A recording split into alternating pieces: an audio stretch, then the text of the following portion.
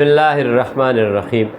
نن زمونږ موضوع د هغه جنکو او هغه زنانو د پاره ده چې د چا یو ځل حمل ضایع شي نو هغوی له څومره موده بعد بیا دوباره د حمل کولو پروګرام پکار وي.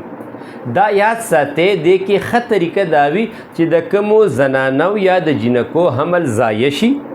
په دوایانو باندې یا ضایع شي یا څه اکسیډنټ وشي یا مسکیریج لکه وشي چې هغې ته څه تکلیف راشي یا ټینشن راشي خو حمل یې ضایع شي په هره طریقه چې ضایع شو نو بیا دا زنانه سوچ کوي چېرې موږ د کله بیا پروګرام وکړو چې بیا زموږ ماشوم ضایع نه شي. نو دا یاد ساتئ ړومبې چې کله حمل ضایع شو او تاسو ذهني طور لږ مطمئن شئ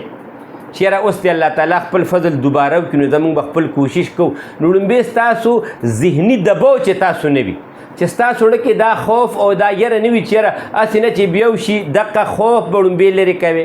د الله تعالی نه ښه طریقې سره دعاګانې کول او دویم صحیح طریقه دا وي چې هر کله د یو زنانه حمل ضایع شي نو 3 میاشتو پورې بهتره طریقه دا ده چې رحم کې کم تکلیفونه راغلي وي کمې مسلې پکې جوړې شوي نو هغه 3 میاشتو کې قدرتي طور کور شي.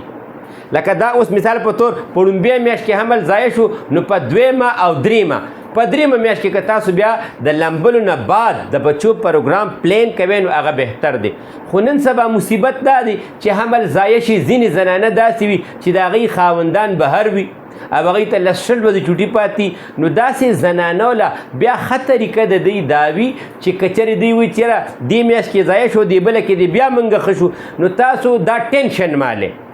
سټرس مه ساتئ چېرې بیا به څنګه چل کېږي. بهتره طریقه یې دا ده چې تاسو 2 میاشتې بعد کم از کم د پریګننسي پروګرام وکړئ. خو که چاته داسې مسلې وي نو د هغوی دپاره ښه طریقه دا وي چې هغوی د خپل CBC ټیسټ وکړي چې د هغوی د وینې لیول څه دی او یورین آري د تشو متیازو ټیسټ دی وکړي چې په هغې کې ریډ بلډ سیل RBC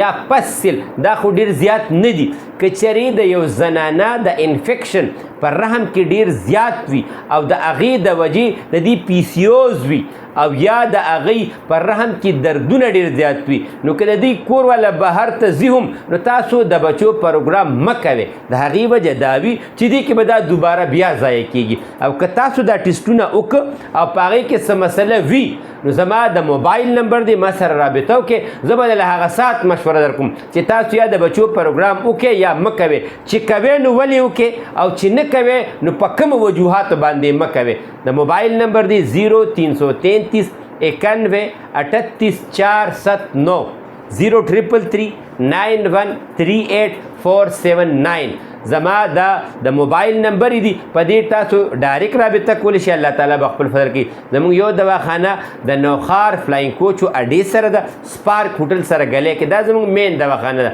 دویمه دواخانه زموږ په منګوره سوات قمبر بایپاس کې ده هلته زه د هرې میاشتې په ړومبي اتوار دم چې څه مسله ویلی شي الله به خپل فضل کوي. السلام علیکم.